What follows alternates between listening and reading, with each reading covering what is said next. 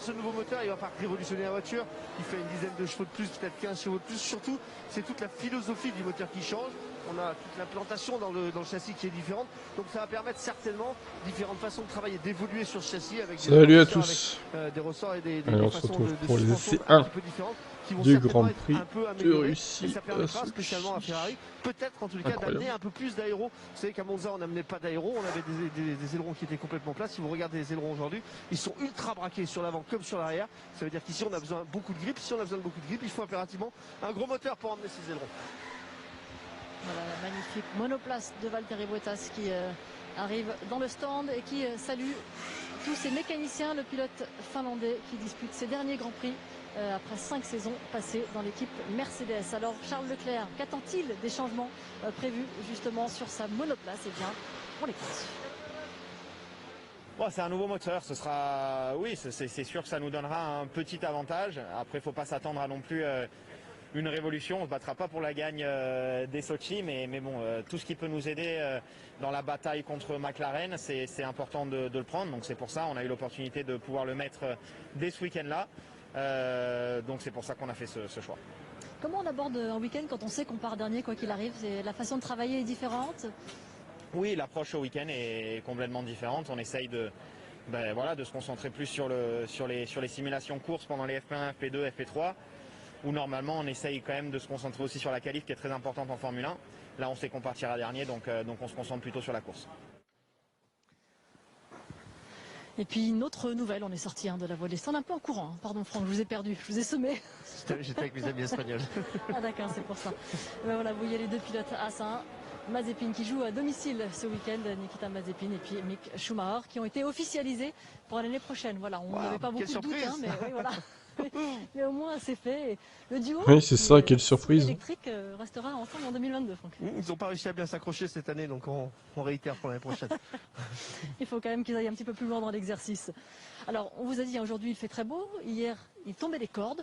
Ils annoncent beaucoup de pluie pour la séance de qualification demain. C'est une crainte et c'est pour ça qu'il faut travailler beaucoup ce vendredi, pour le Grand Prix de dimanche où les conditions devraient a priori être sèches. La météo, c'est un peu un facteur. On va voir la météo d'ailleurs. On ne sait pas trop à quoi s'attendre, Franck, mais s'il pleut, en tout cas, il y a un garçon qui pourrait tirer son épingle du jeu, c'est George Russell. Ah, s'il pleut, oula, même pour dimanche, il va pleuvoir visiblement. Voilà, je sais pas ce que ça va donner tout ça, mais...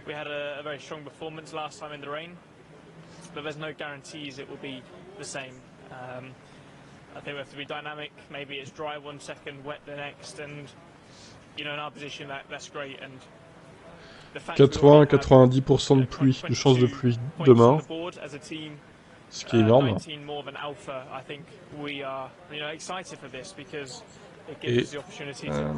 Et dimanche, on ne sait pas encore le pourcentage, mais pareil, il pourrait y avoir de la pluie aussi, mais un peu moins fort. Notamment nos Français, Esteban Ocon ou Pierre Gasly, qui là aussi ok, bon, à voir. Ça peut être rigolo de pluie à Sochi. Clairement. Là, il pleut pas en ce moment, ça va bien sécher. Plus rien n'est inondé. Donc ça va. Avec Esteban Ocon qui s'en sort très très bien sous la pluie. Et il y a des circuits, pourtant, quand il pleut, notamment à Spa, ils n'avaient pas de grip, ça marchait pas, donc c'est toujours difficile. Il faut toujours faire en fonction quand même de la voiture, mais c'est clair que les leaders ont plus à perdre que les outsiders. Il faut se tenir prêt, en tout cas voilà l'essentiel. Vendredi, il fait beau, il faut travailler bien sûr sur cette première journée d'essai libre. Julien Febvre, Jacques Villeneuve, on vous laisse le commentaire de cette toute première séance ici en Russie. Merci Margot, merci Franck. On va surtout laisser les pilotes s'exprimer dans ce parc olympique de Sochi qu'on ne s'attendait pas, c'est vrai, à voir sous quasiment le soleil, même s'il y a quelques gros nuages aujourd'hui. Et vous l'avez dit Margot, la météo sera sans doute un petit peu plus capricieuse demain. Peut-être de quoi éteindre la flamme olympique, peut-être pas, on l'espère en tout cas, qu'on ne se retrouvera pas dans des conditions similaires au Grand Prix de Belgique, tracé... Alors, les moins 10 ans diront tracé parking que le circuit de Sochi, mais souvent les pilotes, lorsqu'on évoque le tracé avec eux, l'aiment plutôt pas mal, alors que ce sont beaucoup de virages à 90 degrés. Oui, à regarder à l'écran, ça donne pas l'impression d'être super intéressant, mais peut-être qu'au pilotage salé, il y a pas mal de virages aussi où le point de corde est plus haut, donc les virages sont en contreballant et ça c'est très glissant. Mais il y a cette longue ligne droite qui est très intéressante au départ.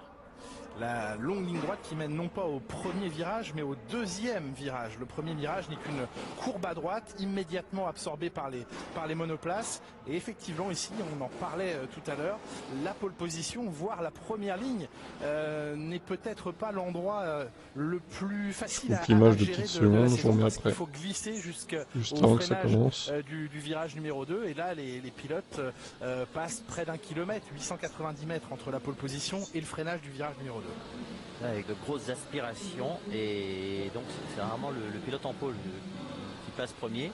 Et puis on a vu des loupés aussi, des gommes au carré au premier freinage. C'était Nico Rosberg, je crois qu'il avait dû passer par redescendre déjà au premier tour. Dès la fin du premier tour, il avait fait tout le Grand Prix ensuite avec le même train de pneus. 170 Grands Prix, c'est le temps que McLaren aura dû patienter, attendre pour enfin voir une de ses monoplaces s'imposer et même assurer un doublé. C'était il y a 15 jours, Grand Prix d'Italie, victoire de Daniel Ricciardo face à Lando Norris. Le week-end bien construit de la part de McLaren, bien terminé de la part des deux pilotes. Ils ont tenu la pression et c'était même très performant. Donc ce n'était pas... Ça commence dans 30 secondes. Cette pression, elle continue de maintenir, de se maintenir autour des deux pilotes, des deux protagonistes pour la couronne mondiale. On revoyait tout à l'heure, et on le revoit encore sur la gauche de l'écran, les classements du championnat du monde. 5 points d'écart entre Max Verstappen et Lewis Hamilton. Un temps, le Britannique est repassé devant au championnat pilote. Ça n'est plus le cas désormais. Nikita Mazepin, lui, vivra une année, deuxième année en Formule 1 aux côtés de Mick Schumacher chez Haas l'an prochain. Aucune surprise dans les annonces. A été validé et activé également l'option qu'Aston Martin possédait sur Sébastien Vettel. Sébastien Vettel poursuivra l'aventure Aston Martin l'an prochain aux côtés de Lance Stroll. Peut-être que Mazepin et Schumacher vont finalement devenir amis l'année prochaine. Alors devenir amis, sans doute pas, quoique rien ne soit impossible, mais un peu d'apaisement dans la mesure où déjà Nikita Mazepin a fait amende honorable lors du dernier Grand Prix, reconnaissant totalement son erreur d'être venu percuter son coéquipier. Il est allé s'en excuser. Alors il a dit, nos échanges sont jamais très longs, hein. Ce sont toujours des phrases courtes, mais c'est entendu que j'ai accepté mon erreur, je suis allé présenter mes excuses, elles ont été reçues et acceptées par Mick. On passe à autre chose. On a trouvé un Gunther Steiner très en retrait par rapport à la situation entre ces deux pilotes, laissant quasiment les deux jeunes s'amuser dans la cour de récréation. C'est un petit peu le sentiment que ça donnait. Hein. C'est une grosse cour de récréation. Grosse cour de récréation, les jouets sont assez grands, les petites voitures sont des très grosses voitures. Et lorsqu'ils sont pas contents, on les enverra jouer aux billes. Oui. Ou avec les manettes de papa peut-être. Ouais, oui aussi. Allez, on découvre à l'occasion de ces premiers instants de séance d'essai libre le tracé de Sochi, le parc olympique de Sochi et ses 5 km 848 exactement, et ses nombreux virages, 18 virages, 2 seront particulièrement surveillés par les commissaires. Le virage numéro 2 où les vibreurs une nouvelle fois ont été installés selon l'endroit où les monoplaces passeront au-dessus des vibreurs, ils devront respecter le chemin de contournement. Cette voie des stands, cette sortie où il a bien été notifié à tous les pilotes que les procédures de départ devaient être faites ici. Sauf que le problème pour l'instant, c'est que l'Aston Martin, celle de Lance Stroll, tarde à partir devant Hamilton. Mais c'est bien ici que les départs doivent avoir lieu. Et ça, pourquoi on reparle de ça, Jacques? Pourquoi? Lewis Hamilton, départ du Grand Prix qui était allé faire sa procédure ici. Il avait écopé une pénalité. Eh bien, dans les documents absolument de Michael Masi, il est bien précisé l'endroit, juste immédiatement après les feux à la sortie des stands. Ça me peut être plus clair.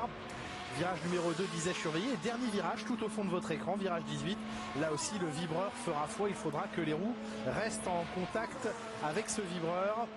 Interdit de sortir au large. Ça, c'est un circuit vraiment avec de l'asphalte de partout. Et dans la version numéro 2 du document de la direction de course, pour l'instant, il n'est spécifié que le tour en cours sera annulé, uniquement le tour en cours et pas le tour suivant en cas de loupé à la sortie du dernier virage.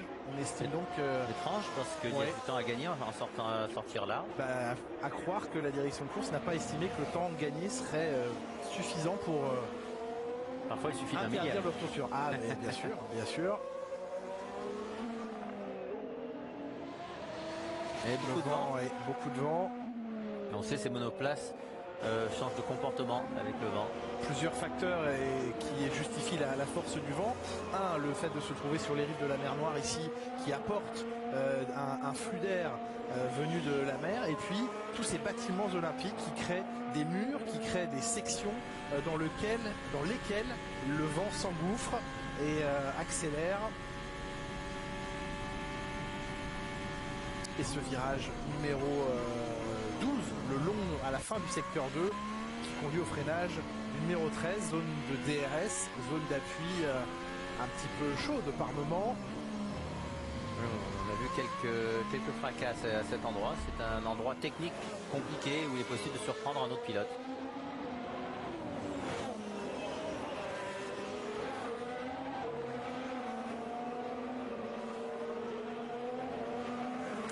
Mazepin qui pilote à domicile, qui n'aura pas en cas de victoire les honneurs de son hymne national. Vous savez que pour des raisons liées à des affaires mondiales de dopage, eh bien, les athlètes russes, il y en a un en oui, en cas de victoire de Mazepin, évidemment, ça risque d'arriver, hein. C'est forcément le cas.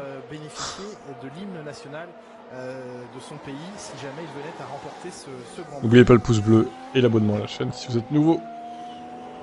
Évidemment. Même si la Formule 1 n'est pas un sport olympique. Oui, mais affilié, ce sont des compétitions à l'échelle mondiale. Et la confirmation des deux pilotes en vue de la saison prochaine. Mick Schumacher, Nikita Mazepin. Il ne reste donc qu'un baquet à décerner, à attribuer à un pilote. Petite correction de Schumacher là, à la sortie du tunnel. C'est le deuxième volant Alfa Romeo. C'est le dernier volant à attribuer? C'est le dernier disponible. La grille sinon est complète.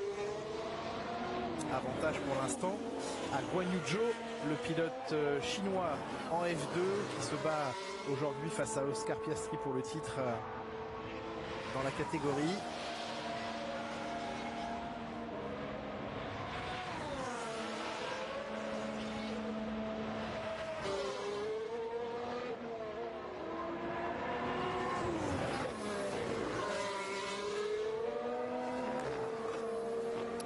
Chinois bien doté financièrement, qui apporte avec lui toute l'image d'un pays puissant, la Chine, et qui pourrait, eh bien, malgré sa relative inexpérience, totale inexpérience de la Formule 1, mais relative bonne expérience de la monoplace grâce à la F2, apporter eh bien, tout ce pack du budget, des futurs partenaires, peut-être des relations commerciales pour Alfa Romeo avec la Chine ou certains pays asiatiques.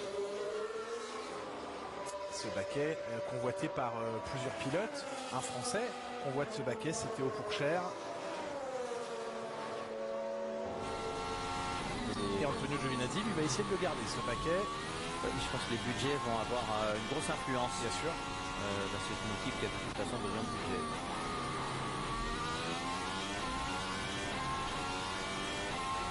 Kimi Räikkönen est de retour ce week-end. Il était remplacé jusqu'ici chez Alfa Romeo par Robert Kubica, le Polonais qui restera probablement dans le programme Alfa Romeo, soutenant aussi financièrement l'écurie à de très haut niveau grâce à ses partenaires polonais. Et George Russell, lui, qui a donc été officialisé maintenant aux côtés de Lewis Hamilton chez Mercedes.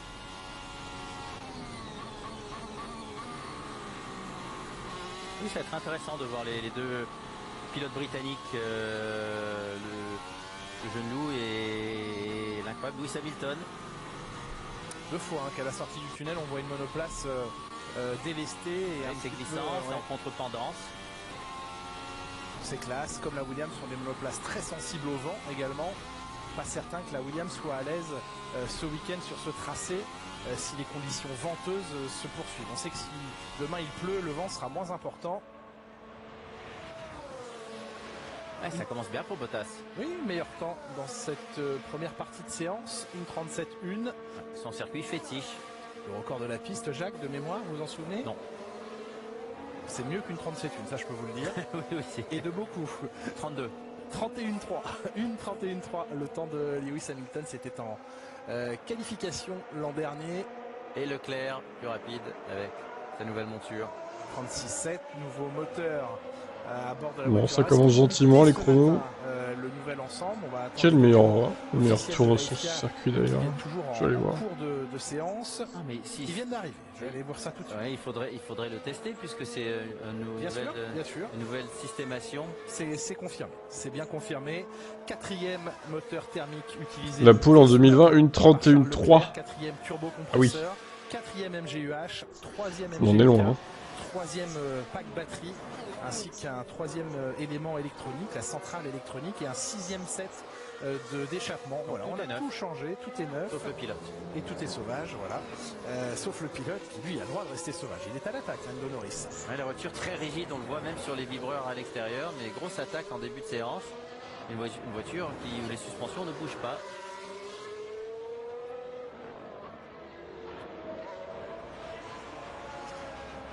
Bon, on revient à Charles Leclerc alors que Lando Norris termine son premier tour en une 38.2. Il a été assez impressionnant de voir le travail réalisé par Ferrari parce que l'objectif initial était d'apporter cette nouveauté sur les systèmes de récupération d'énergie au Grand Prix des États-Unis. Donc c'est avec 2 Grands Prix d'avance que Ferrari parvient à introduire sa nouvelle spécificité de récupération d'énergie. Dans les couloirs de Maranello bruissent le fait que cet élément, une fois optimisé, pourrait apporter jusqu'à 3/10 de mieux au moteur. Charles Leclerc avait l'air, on l'entendait avant cette séance, de dire que c'était une petite évolution. Il ne va pas crier sous les toits que l'évolution est exceptionnelle, mais voyons dans les faits si ce moteur apporte vraiment beaucoup plus. On revoit l'attaque de vibreur ici de Lando Norris. Il prend les deux vibreurs orange, il réussit à les escalader. Au virage 15 et 16. On l'écoute justement, Lando Norris. De quoi nous parle-t-il, le jeune Britannique? Eh bien, 15 jours après ce doublé McLaren, dans quel état d'esprit est-il? Écoutez-le. The 1-2 made it more special because of how bad we've been the last 4 ouais, ça a rendu les choses très importantes parce qu'on a été vraiment très bas ces dernières années. Et pour moi, c'était très particulier d'en faire partie. Pour beaucoup de gens aussi. J'ai aimé ce moment. Mais on a encore beaucoup à faire. Hein. On est toujours plus lent que Red Bull, que Mercedes durant tout le week-end, même si on a été capable de gagner. Donc il nous reste beaucoup de travail à faire. On peut être heureux, mais si vous voulez devenir champion du monde en tant qu'équipe, c'est qu'il reste beaucoup de travail et beaucoup de choses à rattraper sur des écuries de pointe. Il est lucide, hein, Lando Norris. Oui, et puis de toute façon, pas super excité parce que depuis le début de la saison, il a l'ascendant sur son coéquipier et facilement, il est loin devant Ricciardo. Mais c'est qui a gagné le premier Grand Prix pour c'est qui, voilà. Qui a gagné le premier Grand Prix pour McLaren? Eh bien, c'est Ricciardo, ce n'est pas lui. Ça pique un peu, vous voulez dire? Ah, ça pique énormément parce que c'est lui qui mène, c'est lui qui jusqu'à ce moment-là menait l'équipe. C'est vrai. On est en caméra embarquée avec Charles Leclerc. On va retrouver d'ici quelques instants Franck Montagny. Changement de direction. Toujours un peu d'instabilité ici sur cette bosse. Oh, t'emballes pas trop, Philippe, hein, ça vient de commencer, tu sais, ça peut évoluer les chronos encore. On est encore à 5 secondes du meilleur temps de l'année dernière. Donc, et puis Leclerc est en soft aussi. Leclerc, on le rappelle, hein, il part dernier, quoi qu'il arrive, dimanche, puisqu'il a changé son moteur. Donc c'est même pas utile qu'il fasse les qualifs au final. Il y a peut-être une bonne demi-seconde dans la gomme. Ce sont les plus les tendres les plus pneus. Ce sont les tendres les plus tendres. Ce sont les pneus les plus tendres de la gamme Pirelli qui ont été apportés ce week-end sur ce tracé peu exigeant avec les pneumatiques de Sochi. Franck Montagny, on vous retrouve au-dessus de la voie des stands. Juste avant, Franck, on a une bonne nouvelle de vous voir sur la pit lane et à cet endroit. Vous savez pourquoi, Franck? Parce qu'à chaque fois que vous avez commenté cette année avec moi, les 2 pilotes, Hamilton et Verstappen, se sont accrochés. Donc ce week-end, vous êtes à Sochi, vous n'êtes pas en commentaire, donc ça devrait mieux se passer. Ça devrait mieux se passer. Il faut que Jacques arrête d'aller faire des courses de NASCAR, qui reste avec vous, et on aura des beaux grands prix. Ici, regardez, on a un endroit un peu sympa. Ah oui, il fait des courses de NASCAR au Canada, Villeneuve, c'est pour ça qu'il est pas là des fois. Ok. La zone de départ qui est juste sous nous. Vous voyez qu'il y a ces endroits un peu avec toutes les traces noires. Derrière, on a bien entendu les tribunes avec ce parc d'attractions absolument gigantesque qui est juste derrière nous. Et non, j'irai pas sur le parc d'attractions, Julien, je vous préviens tout de suite. Et puis derrière, vous voyez tout de suite, c'est toute l'installation en fait qu'il y avait eu pour les Jeux Olympiques avec la piscine olympique, etc. Et puis cet endroit ici, l'intérieur du virage avec ce gauche, droite. Ici, on peut voir vraiment la différence entre toutes les autos. Pour l'instant, il y a beaucoup de vent. Et c'est vrai qu'ici, il y a pas mal de changements de cap. On voit beaucoup de voitures un petit peu en difficulté avec le train arrière. C'est la zone du circuit la plus compliquée. C'est cet endroit-là, en fait, où vraiment les pneus travaillent le plus. Bref, ici, c'est un peu un Monaco, mais sans être du tout à Monaco. C'est bien résumé, ça. Merci, Franck. Alors que l'on découvre ici, grâce à la voiture de sécurité, les limites de piste. Alors, là, le contournement est total. Si vous touchez ces vibreurs à l'entrée du... Vous voyez, c'est un peu mieux pour Ferrari. Bon, même Monza, quand même, c'était pas folie, on va dire, mais ils s'y attendaient avec le moteur qu'ils ont actuellement. Le voici, contourné droite. Mais bon, oui, par rapport à l'année dernière, il y a beaucoup de mieux, c'est sûr. Là, il joue quand même la 3ème place au constructeur, c'est pas mal. La présence du mur. On voit ici Antonio Giovinazzi. Et Giovinazzi qui fait une erreur, un petit tout droit. Ouais, mais en même temps, c'est assez droit, c'est assez ouvert. Giovinazzi qui ne sait toujours pas de quoi sera fait son avenir. De passer vraiment vite, comme Sainz l'avait fait. Et je rappelle donc que Franck Montagny, présent au Grand Prix de Grande-Bretagne, accrochage Verstappen, Hamilton dans Copse. Franck Montagny présent à Monza, accrochage Hamilton, Verstappen, les deux restants sur le carreau. C'était donc il y a 15 jours, donc il y a peut-être quelque chose autour de On va voir avec vous, Jacques, ce week-end, comment ça se passe. Et Montagny qui crée des accrochages entre Hamilton et Verstappen, c'est à cause de lui. Les deux meneurs du championnat. C'est lamentable. Scène impressionnante, hein, Jacques, de voir cette énorme roue arrière droite posée à cheval sur le casque et le halo de Lewis Hamilton. Oui, parce qu'à la base c'était un tout petit accident de rien du tout, mais qui aurait pu avoir des effets conséquents, surtout à l'époque pré-halo. Avant le halo, c'était une catastrophe cet accident.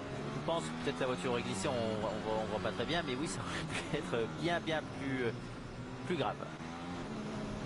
Allez, Verstappen en amélioration, justement, on est avec lui à bord, gomme rouge. Les pneus les plus tendres. Pour l'instant, Bottas et Hamilton n'ont passé que de la gomme dure. Leclerc, gomme rouge, vous l'avez précisé, Jacques, et de la gomme médium. Pour Vettel et Norris, 4e et 5e dans cette séance. Ils étaient 4e et 5e. Verstappen récupère cette 4e position, mais à 9/10 d'un Valtteri Bottas en gomme dure. Ouais, moi non plus, je vois pas. Je pense qu'il va, sa carrière va se stopper à la fin de l'année. Il a toujours été très rapide ici, surtout dans le dernier secteur. C'était pas non plus un top pilote. Hein. C'est pas une grande perte pour la F1. Et c'est un secteur piégeur pour les pilotes parce que on voit que les virages sont frustrants. Les pilotes doivent s'auto-censurer, se forcer à rouler lentement et on les voit souvent être un peu trop agressifs. La voiture de Charles Leclerc de retour au stand, on n'a pas entendu il y a quelques minutes la radio de bord alors que Alonso vient de prendre la 4e place, mais Charles Leclerc s'est plaint de quelque chose d'étrange à bord de sa monoplace. On se souvient que des commentaires similaires avaient été faits récemment et il y avait un problème de fiabilité sur sa voiture. Là, pareil, échange radio dans lequel Leclerc s'est plaint d'un bruit ou d'un comportement étrange de sa monoplace. Et vous la voyez, vous l'avez vu il y a quelques instants, elle est immobilisée dans son garage. Kimi Räikkönen est de retour après 2 grands prix d'absence, détecté positif au Covid. C'était en plein week-end néerlandais à Zandvoort. Il avait manqué par la suite le Grand Prix d'Italie à Monza. Les derniers contrôles confirment qu'il est guéri. Il n'avait pas eu de symptômes marquants. Il est maintenant donc en pleine forme. De nouveau testé négatif. Il a pu réintégrer le paddock et reprendre son volant pour ce qui seront ces derniers Grands Prix de Formule 1 puisqu'il a annoncé sa retraite. Kimi Räikkönen, 8 Grands Prix donc de Formule 1 encore pour le Finlandais qui n'a pas décidé de quoi il voulait voir être constitué son avenir, si ce n'est passer du temps avec sa famille. 15e temps pour Kimi Räikkönen qui vient se positionner juste derrière son coéquipier Antonio Giovinazzi qui tente donc de convaincre Frédéric Vasseur notamment de le conserver. Malheureusement Giovinazzi, s'il réalise plutôt de belles choses en qualification en ce moment, accumule les erreurs en course et notamment sur les premières phases, l'entame des Grands Prix et ça risque de coûter cher à Antonio Giovinazzi. Il reste un pilote Ferrari le récupérerait certainement dans son giron, peut-être comme un troisième pilote de la Scuderia l'an prochain s'il n'était pas conservé chez Alpha.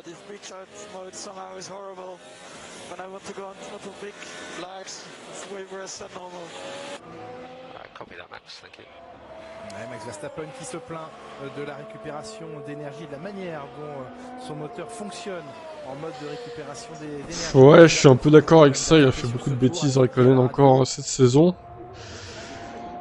On sent clairement une démotivation et il était temps qu'il s'arrête, c'est clair là. En espérant que Bottas fasse du meilleur travail chez Alpha. Sochi est resté un billard à certains endroits. Tout de même, quelques bottes sont apparus, un peu moins lisses, même s'il reste très lisse, un petit peu moins que par le passé. C'est sa 8e année d'existence en tant que Grand Prix de Formule 1. Ouais, ça n'a pas énormément bougé, ça reste très plat, très fluide. Et en plus, un circuit où les pilotes roulent avec beaucoup d'effort dynamique parce que grâce au DRS, de toute façon, la vitesse de pointe est là. Et c'est un circuit qui est compliqué sur la gomme arrière. Oui, avec toutes les petites accélérations fortes, ça tape dans la gomme arrière et non pas dans la gomme avant. Limitation par le train arrière sur ce circuit d'accélération, freinage, rayon moyen des virages à 90 degrés, faible vitesse moyenne. Il y a rarement de grandes courbes qui sollicitent beaucoup les pneus avant et c'est donc les pneus arrière, c'est par les pneus arrière que les problèmes arrivent ou en tout cas que la limitation d'adhérence arrive. Meilleur temps pour Max Verstappen, il venait de prendre un record de deuxième secteur, c'est même le cas dans le troisième secteur désormais, 1:36.0. 3 dixièmes et demi plus rapide que Valtteri Bottas sur cette première tentative, en tout cas ce premier train de gomme. C'est pas sa première tentative, c'est son premier train de gomme. Et avec des problèmes de récupération d'énergie. Et quelques problèmes de récupération d'énergie. Effectivement, on était au-dessus de la voie des stands il y a quelques instants. Eh bien, on a repris un petit peu on est redescendu en hauteur, tout simplement avec vous, Franck Montagny. On vous retrouve dans le paddock de Sochi. Et ouais, c'est fini les grands prix européens, c'est fini les grands motorhomes, c'est fini le luxe à la Formule 1, on va dire, entre guillemets, même si c'est super luxe quand même. Ici, vous avez des stands. Regardez, ici, c'est la bâche, c'est les pneus en fait. Tous les pneumatiques sont acheminés ici. Vous voyez les containers derrière, tous les pneumatiques viennent dans les avions. Alors, une étude. Ici, sur ce site, sur tous les autres grands prix internationaux. Et puis, vous allez voir derrière que c'est assez étriqué. C'est pour ça que je vous parlais de Monaco tout à l'heure. Il n'y a pas le glamour de Monaco, mais il y a l'espace de Monaco. Des pneumatiques ici, intermédiaires, pas bâchés, mais c'est rare, faut pas les voir bâchés, mais c'est chez As. Donc, c'est peut-être un petit peu logique. Et puis ici, vous avez les chariots de cuisine. Derrière, ici, vous avez de la cuisine permanente de certaines écuries. C'est là, c'est pour As, ils sont en train de préparer des salades. Vous allez voir que c'est un bon mix. Hein. Là, on ne sait pas trop ce qu'il y a, mais ça doit être un frigo. Et puis ici, derrière, c'est des pièces tout simplement. Oui, peut-être la renaissance de Valtteri, du coup. Et oui, pendant la séance, je ne peux pas voir les voitures, donc il faut bien que je m'occupe. Vous avez toutes les pièces. Donc j'ai un joli... il y a un joli Capharnaüm ici en fait derrière la pit lane, c'est assez rigolo de se balader par là. Ah oui, ils pourraient ranger leur chambre un petit peu. Merci Franck en tout cas de nous emmener à la découverte des coulisses de la Formule 1. Et oui, fin des Grands Prix européens pour cette saison, puisqu'après ce Grand Prix de Russie, la F1 prendra la direction d'Istanbul et de la Turquie, puis passera sur le continent américain, nord-américain dans un premier temps avec le Grand Prix des États-Unis, puis ensuite l'Amérique centrale avec le Mexique, l'Amérique du Sud avec le Brésil. On est dans l'attente toujours de la confirmation du Grand Prix, sans doute celui du Qatar en antépénultième rendez-vous de la saison, suivi de l'Arabie Saoudite et d'Abu Dhabi. Les confirmations sont venues de la part de Stefano Domenicali. Quant au calendrier l'année prochaine, il y a plusieurs éléments à prendre en considération.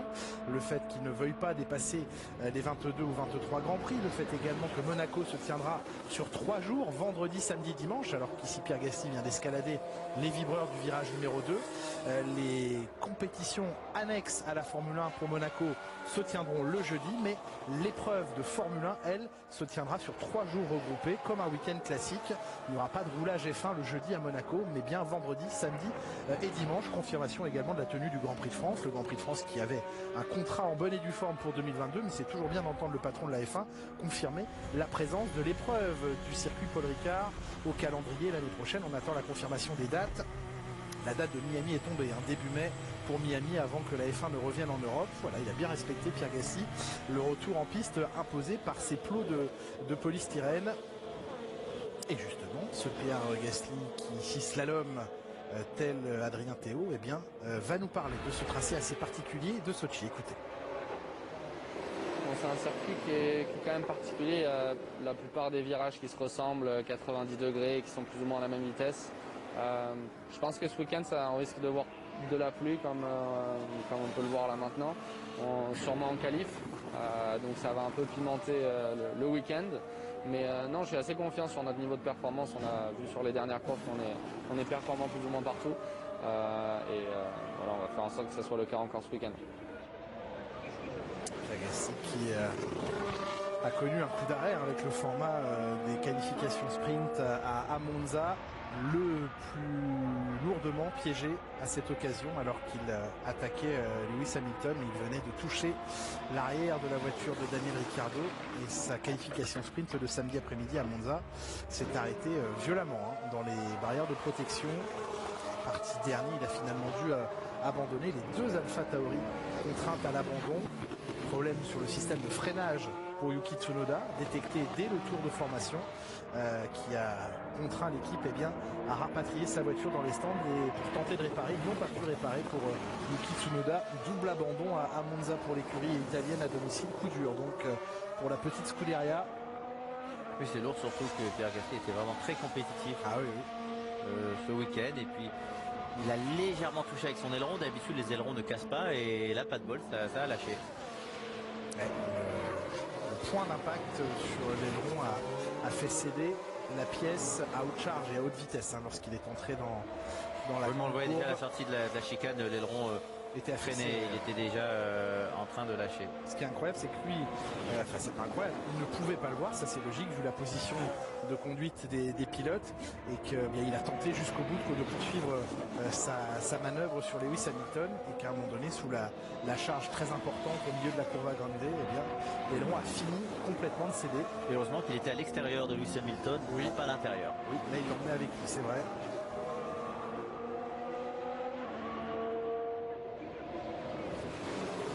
Verstappen qui poursuit son travail dans cette première demi-heure, fin de première demi-heure de travail avec un record personnel pour Verstappen dans le premier secteur, mais un record absolu pour Bottas sur ce même secteur. 34 secondes 5. Une demi-seconde dans le premier secteur seulement, dans la longue ligne droite, c'est hallucinant.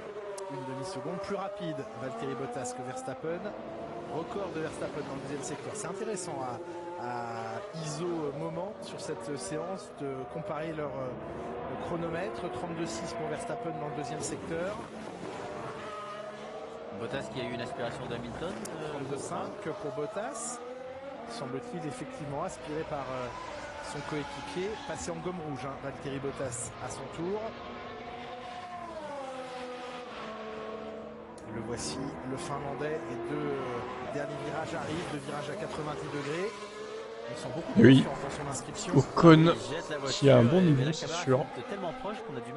Bon duo chez Alpine cette saison. Ils se poussent l'un à l'autre, c'est bien ça. Puis ils s'entendent bien surtout aussi.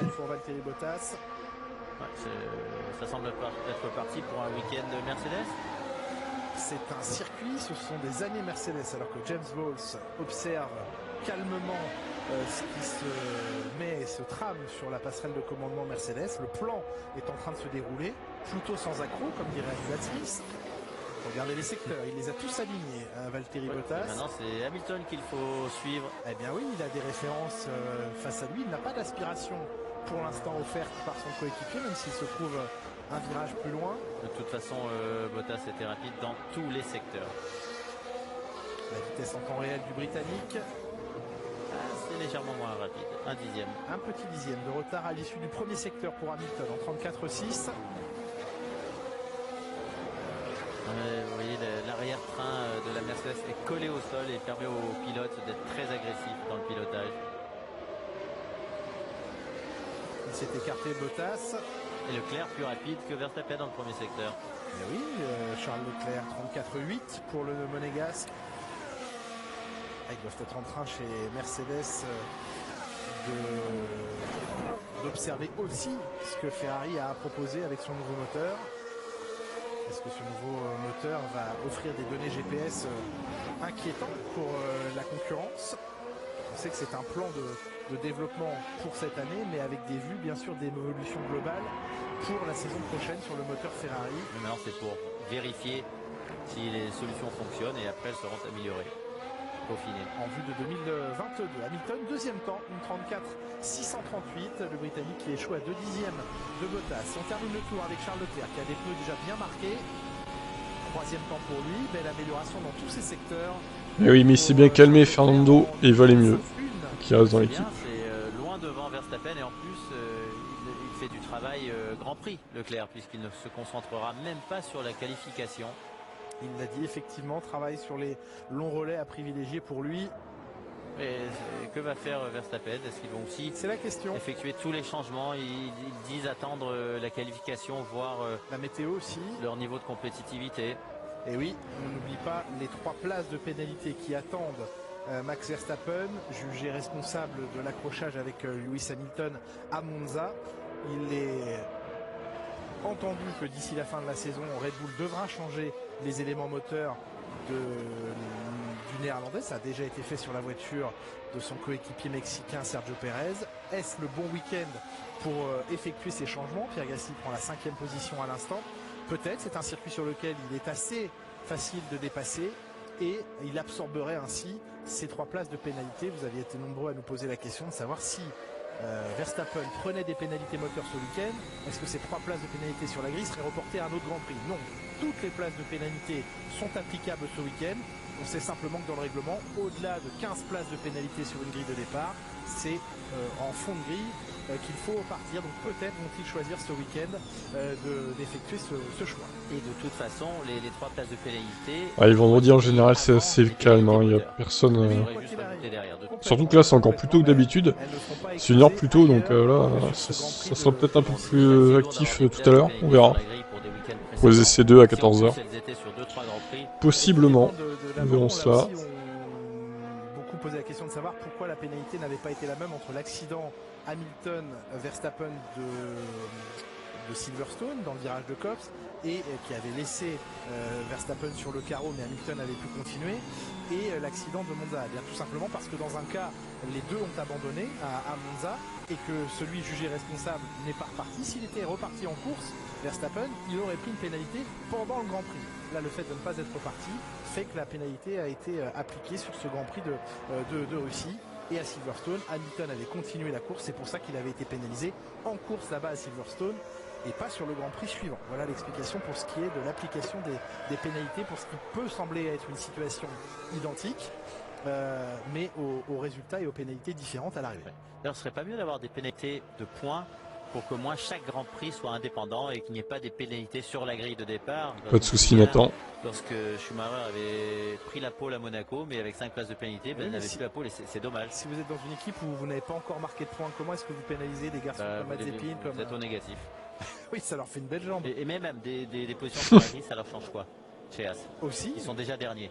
Bien sûr. Donc ça n'a pas le même effet sur des pilotes qui se battent pour les 3-4 premières places que sur des pilotes qui sont à l'arrière. Une histoire de points serait plus réelle. Encore faut-il avoir du crédit. Mais effectivement, vous pouvez devoir des points. Vous imaginez, vous commencez la saison prochaine à moins 5 points. Non, ça va pas de saison à saison, voyons. Ah bah écoutez. Bon, des points négatifs, non, c'est pas logique. Non, une pénalité financière pour les petites équipes au pire qui seraient derniers quoi qu'il arrive en changeant de moteur. Lorsqu'il n'y a plus de points sur le permis, hein. Tristement en date, le dernier à avoir été exclu par faute de points sur sa licence, c'était Romain Grosjean. En 2012, après son accrochage. Il n'y avait pas encore les points sur les licences. Non, mais qu'est-ce qu'il raconte, February? Il n'y avait pas les points à l'époque. Non, c'est après justement qu'ils ont introduit. Ça avait été pris sur le moment. Oula. Non, il a eu un race ban comme ça, gratuitement, Grosjean. Il n'y avait pas le permis à points en 2012 encore. Les pénalités ne sont pas données lorsqu'il n'y a plus beaucoup de points. Ah non, ça vous pouvez pas dire ça, Jacques. C'est quand même le seul pilote qui a été banni d'une course pour avoir craché des gens, quoi. Et vous avez le droit de le dire en plus. Alors, Verstappen, oui, c'est vrai qu'il a pas fait de chrono pour l'instant. Au nombre de points, si des points doivent être... Ah si, ça y est. Il y a des barèmes. Attendez, comment ça se fait qu'il apparaît pas sur le live timing là? Celui qui a le plus de points sur sa licence. Si, il a bien fait des chronos, hein, mais c'est que le live timing bug en fait. Il est 4ème actuellement. Je vais le réactualiser, parce que là ça va pas du tout. Il y a un problème, hein, visiblement. Lando Norris est à 8 points de pénalité sur sa licence, donc c'est celui potentiellement le plus proche. Non, il a bien roulé, Verstappen, 4ème place. Voilà, là il apparaît. 6 points pour les pilotes Aston Martin, Vettel et Stroll. Tac. Ouais, non, il y a eu un petit bug. Merci de l'avoir signalé parce que c'était pas normal, effectivement. Daniel Ricciardo, Carlos Sainz, Pierre Gasly et Esteban Ocon qui montent à ce stade. Des fois ça bug, hein, faut chercher. Vu tous les accrochages, ils ont combien de points? Eh bien 2 points chacun. Vous voyez, c'est pas très équilibré. Ils n'ont pas non plus été des délinquants du 4ème donc Verstappen. Les 2 accrochages qui ont été pénalisés, ça méritait des points. Donc c'est pour ça que le barème est un peu aléatoire.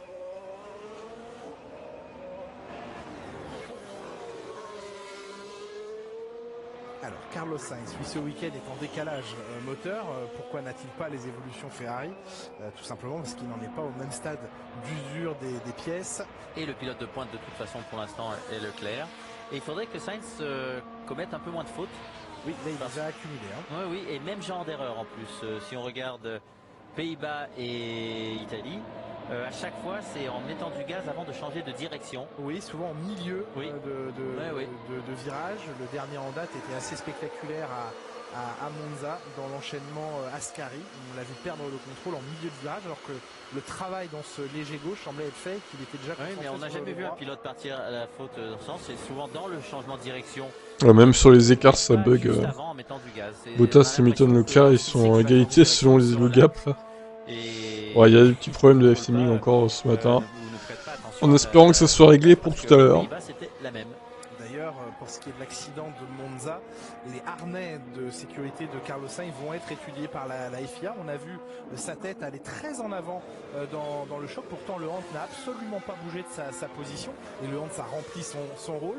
Mais c'est vrai que la cinématique de l'accident et le mouvement très en avant de détente du corps, ce qui est normal, il faut qu'il y ait une détente bien sûr, mais a quand même porté, a été observé. Il y a eu un œil assez intrigué par les instances qui vont étudier les harnais de sécurité, notamment sur la voiture de Carlos Sainz. Soit il roule avec des ceintures pas super serrées, il y a des pilotes comme ça qui roulent avec les ceintures un peu ballottantes. Oui, puis on n'est pas très tenu dans les virages, mais il y en a certains qui roulent comme ça. Et puis aussi maintenant les ceintures sont très fines. Elles sont moins larges qu'à l'époque et elles ont plus de détente. Alors elles ont des critères, hein. Elles sont évidemment normées, elles possèdent des normes de sécurité FIA. Elles avaient été changées il y a quelques années ces normes, elles avaient évolué pour les harnais et elles doivent évidemment, au-delà de maintenir les pilotes dans leur baquet, avoir un certain niveau de détente puisque justement il faut absorber une partie de l'énergie. Et c'est pour ça qu'il faut se tenir très fort sur le volant et avoir des gros muscles. Bien sûr, mais en tout cas voilà, ce sont des pièces qui vont être étudiées pour s'assurer qu'il y a toujours mieux à faire, des enseignements peuvent être tirés. On parlait de Carlos Sainz, on observe ici Charles Leclerc qui dit que ses pneus arrière sont morts. Alors on va d'abord regarder les pneus arrière du Monégasque. Oui, à première vue comme ça, ils sont usés. Juste pour terminer avec les harnais, oui, Jacques. C'est que maintenant on a aussi les caméras qui permettent de bien voir ce qui se passe lors d'un accident, ce qui n'était pas le cas par le passé. Mais il y a toujours eu autant de mouvements, sauf qu'on ne le savait pas. Parce que la quantité de pilotes qui ont cogné le volant avec le casque, il y en a eu. Et vous avez raison de le préciser, il y a cette caméra Virtual Safety Car. Donc il y a un morceau qui a volé quelque part. Oblige la direction de course à faire en sorte que les voitures soient tout au ralenti. Une voiture à l'arrêt sur le GPS. Que s'est-il passé? Oula, on court après quoi? Un animal? Non, une pièce. Il était à un endroit. En plus, à la sortie des stands, attention, parce que là, lorsqu'il a traversé, les pilotes qui arrivent seraient à l'aveuglette. Et cette pièce-là, on aurait pu la laisser sur la piste. Hein. Il a été jugé qu'il fallait aller la chercher, c'est fait. C'était très loin de la trajectoire. Oui, joli sprint, il a fait quoi, un 150 mètres là 200 mètres? Oh non, oui, un 150 mètres. Ah ouais. Fin d'intervention de la voiture de sécurité virtuelle. Sur les caméras à bord, il y a cette caméra de sécurité FIA qui filme 400 images par seconde et qui effectivement permet là aussi de bien analyser toute la cinématique d'un accident, d'un choc. Ouais. C'est là qu'on voit que le corps humain est quand même très élastique. Il faut, quand il le veut. Oui, il faut qu'il puisse aussi se détendre dans un choc. Carlos Sainz, je vous propose de l'écouter. Il n'a donc pas ce week-end les évolutions moteurs liées à Ferrari, également parce que les pièces endommagées en Hongrie sur la voiture de Charles Leclerc, percutée par Lance Stroll au départ en Hongrie, eh bien, ont conduit à ce qu'il puisse recevoir dès ce week-end ces nouvelles pièces. En tout cas, Carlos Sainz va garder un œil sur la voiture de Charles Leclerc, son coéquipier, ce week-end, comme il nous le confirme. Ouais, je vais garder un œil sur ce que Charles réalise. J'espère que ce développement va nous apporter certains gains et également des connaissances sur l'unité de moteur de l'an prochain, que ce sera une bonne étape. Et on va essayer d'en apprendre. Ce sera un week-end un peu compliqué avec la météo, avec les longues séances à parcourir, nous disait Carlos Sainz. Alors, que se passe-t-il? On a un retour ici de Nikita Mazepin dans son garage. Vous voyez tous les scellés apposés par la FIA sur le volant, contrôlés électroniquement par la FIA. Vous ne rentrez pas comme ça Candy Crush dans le volant si vous le voulez en Formule 1. Non, on ne rentre pas n'importe quoi dans l'ordinateur du volant. Donc, ces petits autocollants que vous apercevez derrière, ce sont des stickers de vérification de complaisance réglementaire du volant.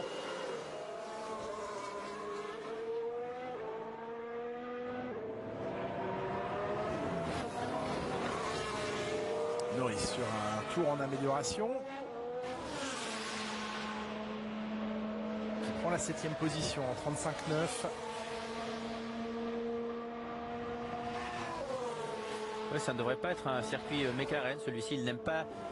La McLaren n'aime pas les virages lents, n'aime pas les virages à changement de direction et angle droit. Donc, il ne devrait pas être compétitif ici. Mais 7e place pour Norris, c'est pas mal. Il a été tenté d'aller attaquer Daniel Ricciardo, son coéquipier. Et puis, il l'a expliqué après coup. Je venais de voir dans mes rétroviseurs l'accident Hamilton-Verstappen et je me suis dit, allez, je vais pas la tenter. Et bah pour l'instant, Ricciardo est derrière. 9 dixièmes quand même. Et c'est cela qui fait l'étoffe des champions. Est-ce qu'il a l'étoffe d'un héros de la Formule 1, Lando Norris? Il a montré le potentiel, il est rapide alors qu'il n'a pas beaucoup d'expérience, il est jeune, mais il pilote avec beaucoup de maturité. Maintenant il faut faire le step suivant, comme l'a fait Verstappen. C'est-à-dire d'être capable d'aller chercher les victoires, déjà d'avoir bien jugé si attaquer ou non son coéquipier, c'était une bonne décision. Par contre maintenant il va falloir commencer à aller saisir les occasions. Ce qu'il n'a pas fait cette saison, puisqu'il a toujours été devant Ricciardo, il a mené l'équipe, mais la seule fois où il y avait une victoire potentielle, c'est son coéquipier qui a été la chercher, alors qu'il était souvent à plus d'une demi-seconde de lui. On a vu les résultats et on voit les résultats de George Russell sur les derniers Grands Prix. George Russell, une nouvelle fois dans les points, une 3e fois en 4 Grands Prix, présent dans les points.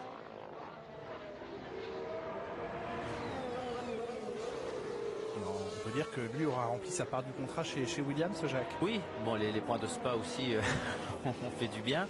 Mais il va falloir voir comment ça fonctionne chez Mercedes, parce que là, il règle sa voiture énormément pour la qualification. Et ensuite, c'est plus compliqué en course.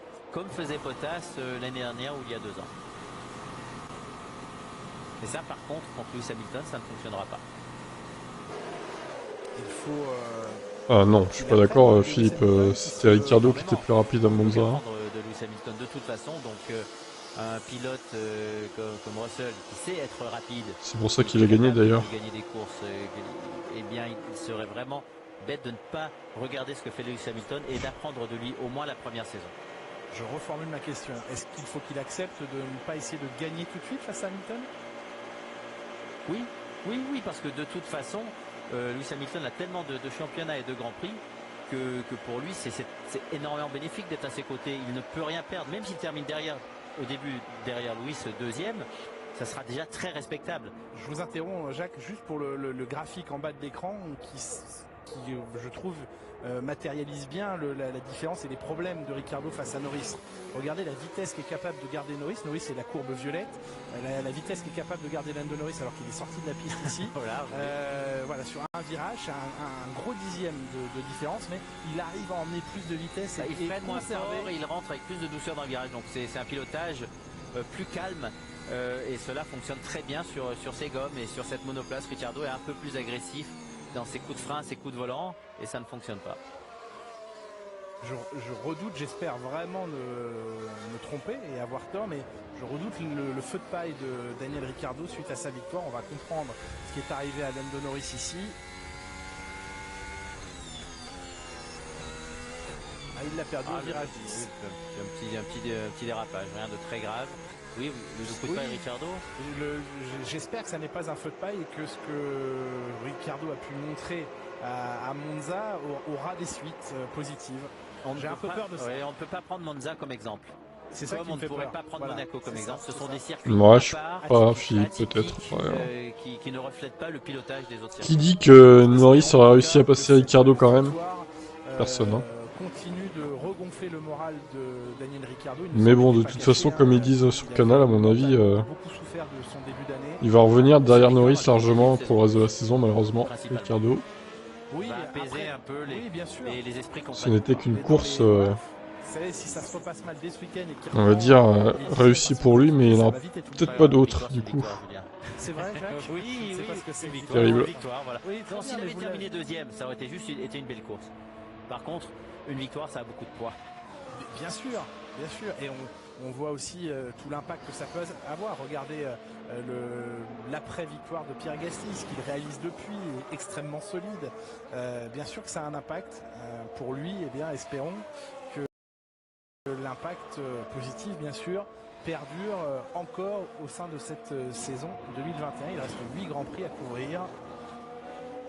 Oui, et pour l'instant, Ricciardo est à 9 dixièmes de Norris. Alors, je vais regarder les pneus. C'est peut-être les pneus. Oui. Lando Norris, il a passé de la gomme médium et ensuite de la gomme rouge. Et Daniel Ricciardo, il a passé de la gomme médium puis de la gomme rouge. Oui, mais je suis pas d'accord dans ce que vous dites. On va regarder les pneus. Non, quand vous dites on va regarder les pneus, parce que tout à l'heure pour Leclerc, vous disiez que ce n'était pas grâce aux pneus. J'ai pas dit ça. Oui, vous avez dit ça. C'était une différence. C'est en forme, vous. Un quart d'heure. Ça clash ce canal. Avec des pneus rouges pour Verstappen. Ce sont les pneus qui font tout sur cette voiture. Regardez, eh ben, il record parce qu'il a des pneus. Il n'aurait pas de pneus. Il a des pneus. Parce que sans pneus sur la jante, ça serait compliqué. On ne sait pas. Il y en a qui parfois sont sur la jante et arrivent à faire des choses quand même. Record de deuxième secteur en 32,4 pour Verstappen. Donc troisième train. Oh non, deuxième train de gomme. Il a passé que de la rouge, Verstappen, aujourd'hui. Il ne peut rien vous cacher, absolument. Verstappen n'a travaillé qu'en gomme rouge, comme Charles Leclerc. Je regarde ce qui se passe. C'est bien, tant mieux. Et le temps de Max Verstappen avec une 34,6 qui le rapproche à quelques millièmes d'Hamilton. Ouais, mais c'est 16 millièmes d'Hamilton. La piste est plus rapide maintenant. C'est son deuxième train de gomme rouge, donc ça reste quand même loin du potentiel Mercedes. Et on n'a pas encore allumé complètement les moteurs. En tout cas, été puisé dans leur réserve, ni chez Red Bull, ni chez Mercedes d'ailleurs. Ouais, Mercedes, principalement, généralement, roule avec des niveaux de puissance très bas le vendredi pour préserver les moteurs usés. Mercedes qui ne semble pas avoir l'intention de changer le moteur de Lewis Hamilton ce week-end. Il y aura sans doute une nécessité d'un quatrième moteur et là aussi de prendre des pénalités, mais Mercedes ne s'oriente pas vers un changement ce week-end.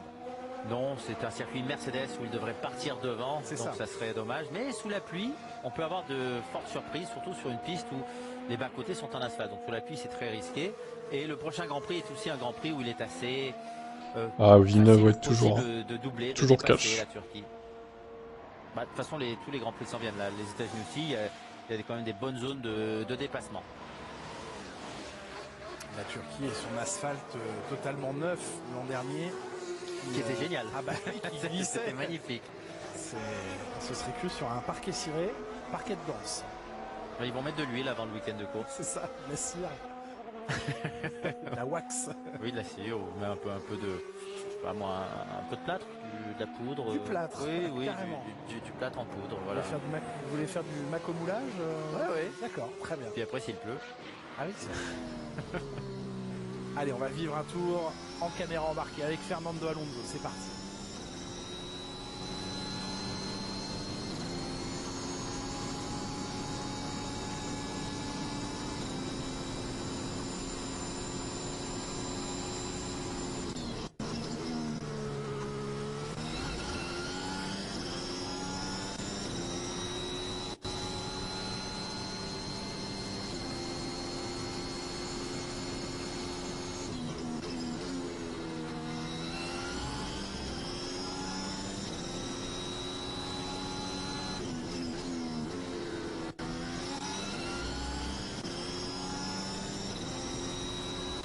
Ouais, et puis Bottas, il aime beaucoup Sochi aussi.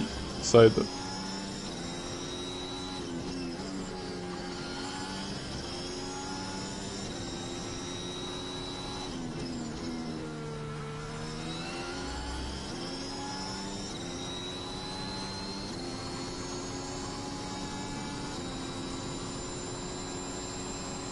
Perez qui se prend encore une roustre par Verstappen par contre. Oh là là.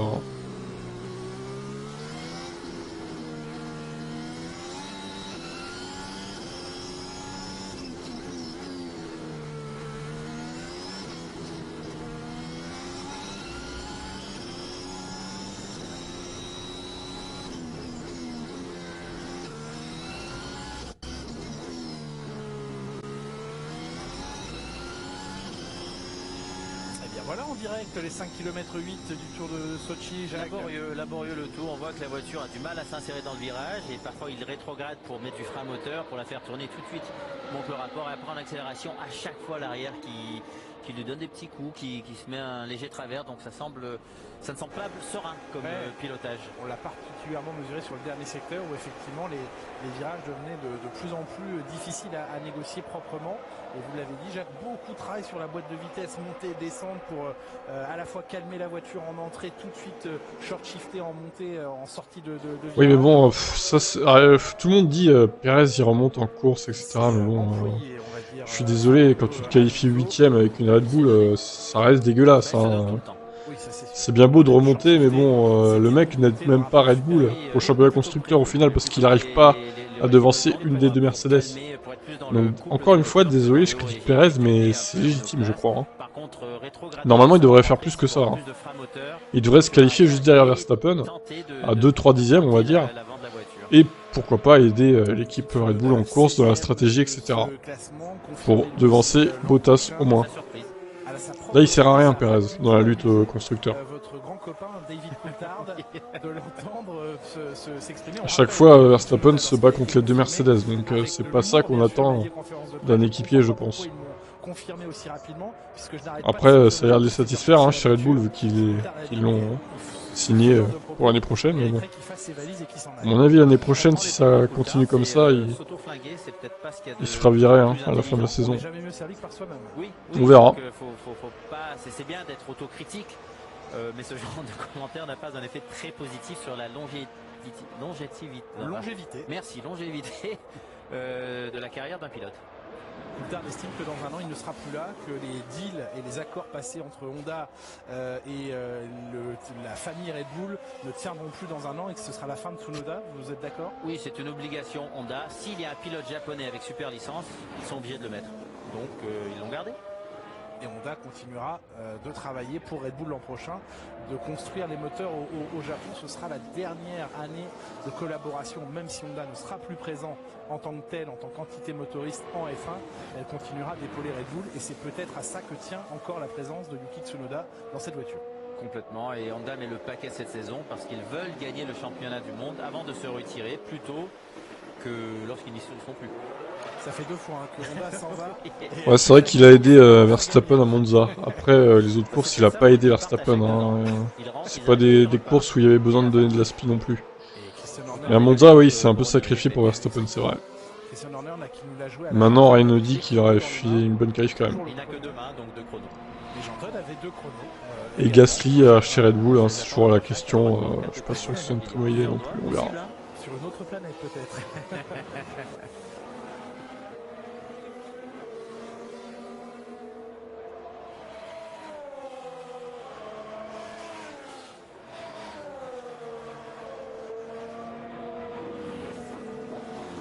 Mais un circuit comme Sochi, je suis pas sûr qu'il y ait besoin de donner de la speed en plus. Donc après, faut pas dire non plus que Perez a donné à Verstappen la speed à chaque fois au qualif. Hein. Faut pas dire ça non plus, hein, les gars. Il a fait 1 ou 2 fois peut-être cette saison, mais c'est pas sacrifié à chaque fois pour donner de la speed à Verstappen. Hein, donc, mais là on arrive sur le circuit où il est possible de doubler. Perez, qui n'est pas un homme de la qualif mais un homme de la course, peut-être s'en tirera un peu mieux lors de ces grands prix. Oui, mais il reste 7 minutes. La qualif, ça veut dire ne pas être un pilote complet, Jacques, c'est un problème ça. Oui, complètement. Mais justement, il parle de Pérez. Hein. Avec une monoplace qui maintenant se bat pour le championnat du monde. Ce n'est pas comme lorsqu'il y avait Albon où la voiture n'était pas prête pour se battre pour le championnat du monde. Albon qui réapparaîtra en F1 l'an prochain chez Williams. Les contours de sa signature avec Williams ont été un petit peu éclaircis. On sait que c'est un pilote venant de la filière Red Bull qui gardera des liens privilégiés avec Red Bull, ce qui veut dire que Red Bull aura des options pour récupérer éventuellement Alex Albon au-delà de 2023. Mais en même temps, eh bien, des clauses de confidentialité ont été mises en place par rapport à l'utilisation du moteur Mercedes. Donc pendant 2 ans, ils n'ont pas le droit de se parler et d'être potes, Red Bull et Albon, c'est ça? Non, pendant 2 ans, Mercedes ne montrera pas certaines données à Alex Albon. C'est très utile ça pour lorsqu'un pilote doit compétitionner, s'il n'a pas toutes les informations. Il aura les informations d'exploitation de son moteur au volant, bien sûr. Et je pense que certains projets, certains détails techniques, d'ailleurs, il arrive souvent que les pilotes n'aient pas connaissance de beaucoup d'éléments qui sont, on va dire, des dossiers, des projets, mais qu'après on leur explique comment utiliser la nouveauté pour en tirer le maximum en piste. Il y a toujours une histoire de timing. Un pilote qui est signé pendant 3 ans aura les infos puisqu'il fera partie intégrante du développement, mais le pilote qui en fin de saison quitte l'équipe, généralement vers la mi-saison, fait un peu moins d'essais, n'a plus, même s'il se bat pour le championnat. Souvenez-vous de Esteban Ocon n'ayant pas eu connaissance du système DAS, le fameux volant amovible, en tout cas mobile de Mercedes, que les pilotes tiraient d'avant en arrière pour chauffer leurs pneus. Jamais ils ne l'ont montré à Esteban Ocon qui passait jour et nuit son temps dans le simulateur à Brackley pour faire évoluer la Mercedes. Et il a bien fallu tester au simulateur ce volant mobile d'avant en arrière. Et bien lui n'a jamais eu connaissance du produit parce qu'il partait à la fin de la saison et qu'il rejoignait l'écurie alpine.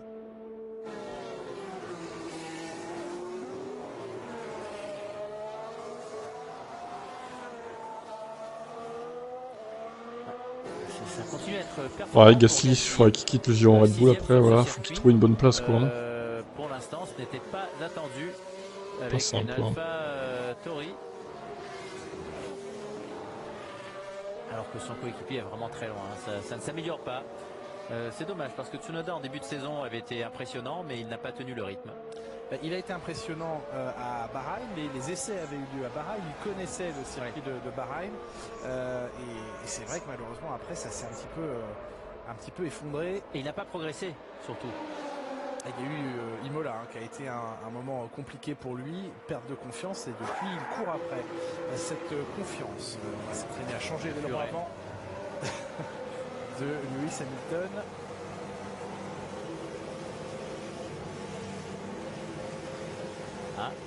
Donc vous avez vu quelle était la différence?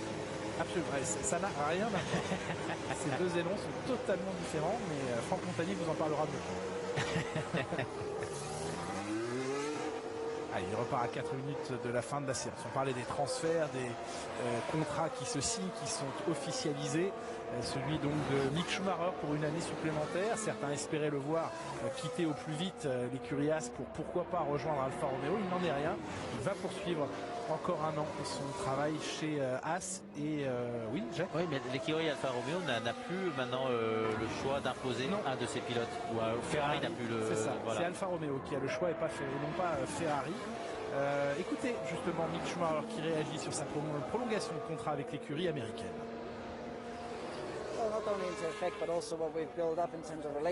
Oui, c'est important, notamment par rapport à ce que nous avons construit en termes de relations.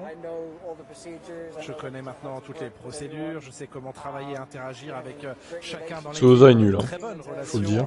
En interne.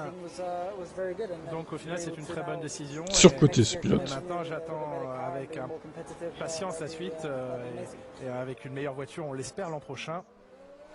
Ça devrait être mieux parce que la voiture de cette année, c'est celle de l'année dernière, coupée, rafistolée. Il devrait y avoir quand même une monoplace évoluée l'année prochaine, on l'espère, parce que là ça ferait 2 ans. De toute façon évoluer, il faut qu'elle soit en adéquation avec la réglementation. Oui, on ne peut pas utiliser la monoplace de cette saison, l'année prochaine. Donc ça, de toute façon, ça devrait être mieux. Et l'Alfa Romeo n'a pas été impressionnante de toute façon. Donc une équipe ou l'autre, ce n'est pas une grosse différence. Ce serait drôle quand même qu'une écurie se pointe avec sa voiture de 2021. Un pistolet, oui, ça serait... Au premier Grand Prix. Non, mais avec la même, en disant bah non, on n'en a pas fait nous. Du coup, on vient avec celle-là. Je pense qu'il serait refoulé à l'entrée du circuit peut-être. Oui, elle ne sortirait pas du camion. Non, ça c'est sûr.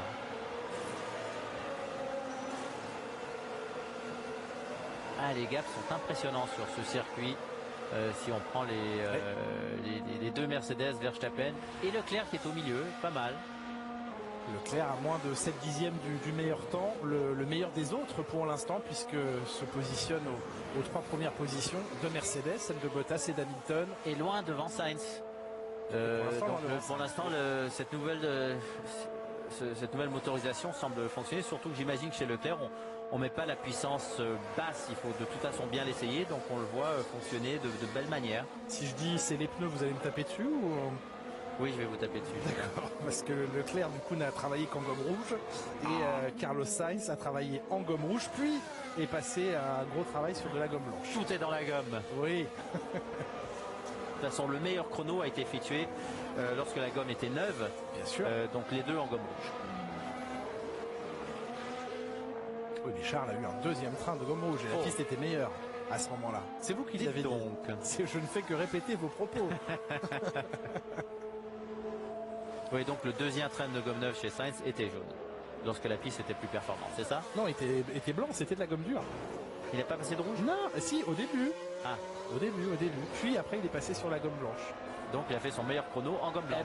Alors c'est ce que j'aimerais voir, je n'ai pas l'info. Est-ce qu'il a fait son meilleur temps au début de séance en gomme rouge ou à mi-séance en gomme dure neuve? Quelle est la question? On va le savoir. Hamilton's third push laps of 41.1 on the hard. Bottas has been 40.9, 40.7 again on the hard. There's been a bit of DRS in there for the Mercs also, so picture's a bit clouded. Pas les bonnes infos. C'est pas rassurant, ouais, mais c'est un peu mélangé là. Oui, parce qu'il y avait un peu de DRS même dans les simulations de relais et ils font le relais en gomme dure. Ils sont assez. Bottas qui a de meilleurs relais qu'Hamilton. Oui, de 2 ou 3 dixièmes par tour. Ouais. Mais on le sait, on est habitué sur ce circuit. Et ouais, là la gomme. Il y a encore une erreur de Giovinazzi. Schumacher faut qu'il se dirige chez As pour l'année prochaine, perte de temps surtout. Personne ne le veut. Bref, je sais pas, Schmidt, Schumacher. Mais on voit toutes les marques. Faut voir. Par, la gomme qui n'est pas en appui. Dur à dire ce qu'il vaut vraiment, quoi. Ouais, là, cette gomme est complètement morte. Ce n'est pas le premier blocage de roue qu'il effectue, d'ailleurs. Le cri de la gomme qui pleure, c'est déchirant. Hein. Oui, et on le reconnaît. Salut TG Studio, t'arrives à la fin, donc on va bientôt se quitter. L'appel de la gomme. Tu m'écoutes en cours, d'accord. T'as bien mis le haut-parleur, ils seront ravis de m'entendre. Pour Valtteri Bottas, lui qui avait remporté ici sa première victoire en Formule 1, c'était en 2017, sa dernière sur ce circuit l'an dernier. Il est le dernier vainqueur en titre de ce Grand Prix de Russie, Valtteri Bottas. Et oui, donc Bottas devant Hamilton, incroyable, Verstappen pas très loin, Ensuite, direction Saint-Pétersbourg. 2 dixièmes seulement. Ça reste très serré. Il paraît que le circuit de Saint-Pétersbourg sera bien mieux que celui de Sochi. On attend de voir. C'est compliqué de faire moins bien que Sochi. Oui. Vous pouvez toujours trouver pire. Hein. Mais en tout cas, la F1 restera en Russie, mais prendra la direction de Saint-Pétersbourg à compter de l'année prochaine. C'est un circuit en ville ou c'est un circuit construit? Je suis impatient. Alors, Lewis, je vous ai dit l'année prochaine, non, c'est 2023, il reste une année encore. Ah, d'accord. Oui, 2023. Hamilton à vitesse constante sur son dernier tour ici. Avec son nouvel aileron. Travail d'aéro sur l'aileron, probablement. Yuki Tsunoda au 16e rang. Toi aussi, tu es nerveux. Cette voiture est tellement nerveuse, dit Yuki Tsunoda. Nerveuse, ça veut dire que le train arrière se balade et surprend le pilote. Ouais, 1 seconde 5, hein. On verra si cet après-midi il arrive à réduire l'écart. Mais c'est beaucoup là, c'est beaucoup. Pierre Gasly au 6e rang. Yuki Tsunoda au 16e rang. Ouais, du coup, on reprend à 14h tout à l'heure. Hein. Donc je vais vous laisser là aussi. Et je vous reprends à 14h pour les essais 2 du coup. Non, ce sont les chrono. Allez, à tout à l'heure. Ça c'est vrai. Bye. Le chrono parle mieux que